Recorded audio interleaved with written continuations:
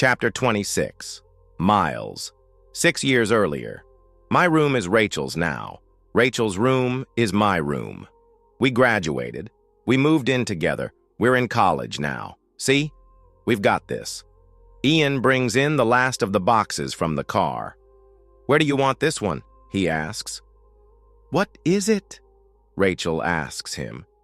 He tells her it looks like a box full of her bras and underwear. She laughs and tells him to set it next to my dresser. Ian does. Ian likes Rachel. Ian likes that she's not holding me back. Ian likes that she wants me to get my degree and finish flight school. Rachel wants me to be happy. I tell Rachel I'll be happy as long as I have her. She tells me, "Then you'll always be happy." My dad still hates me.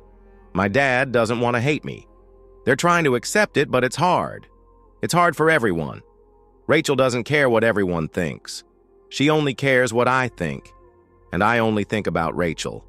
I'm learning that no matter how difficult a situation is, people learn how to adapt to it. My dad and her mom may not approve, but they'll adapt.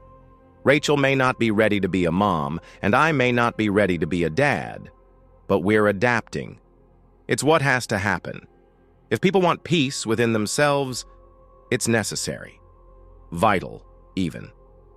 Miles. I love my name when it comes out of her mouth. She doesn't waste it. She only says it when she needs something. She only says it when it needs to be said. "Miles!" She said it twice.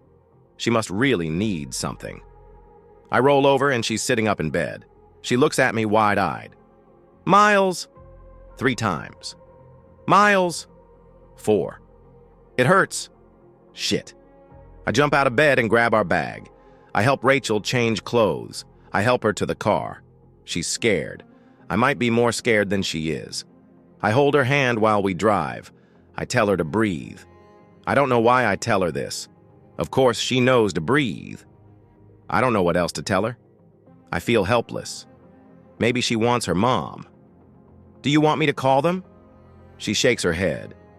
"Not yet," she says. "After." She just wants it to be us. I like this. I just want it to be us too. A nurse helps her out of the car. They take us to a room.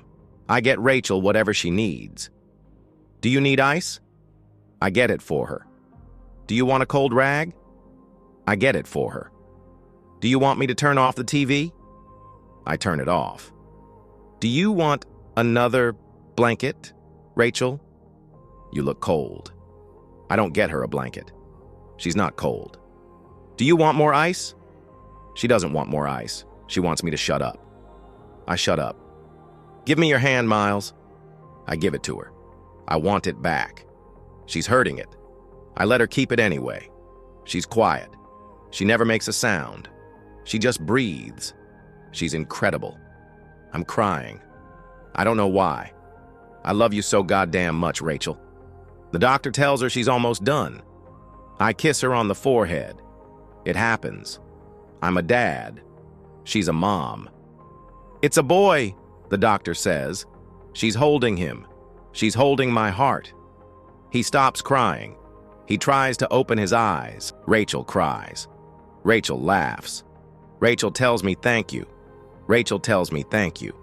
Like she wasn't the one who created this. Rachel is crazy. "I love him so much, Miles," she says. She's still crying. "I love him so much." "I love him too," I tell her. I touch him. I want to hold him, but I want her to hold him even more. She looks beautiful, holding him. Rachel looks up at me. "Will you please tell me his name now?"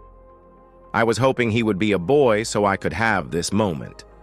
I was hoping I could tell her what her son's name is, because I know she'll love it. I hope she remembers the moment she became my everything.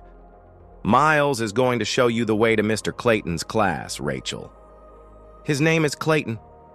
She begins to sob. She remembers. "It's perfect," she says, her words mixed with tears. She's crying too hard now. She wants me to hold him. I sit on the bed with her and take him. I'm holding him. I'm holding my son. Rachel rests her head on my arm, and we stare at him. We stare at him for so long. I tell Rachel he has her red hair. Rachel says he has my lips. I tell Rachel I hope he has her personality. She disagrees and says she hopes he's just like me. He makes life so much better, she says. He sure does. We're so lucky, Miles. We sure are. Rachel squeezes my hand. We've got this, Rachel whispers. We've so got this, I tell her. Clayton yawns, and it makes us both laugh. Since when did yawns become so incredible? I touch his fingers.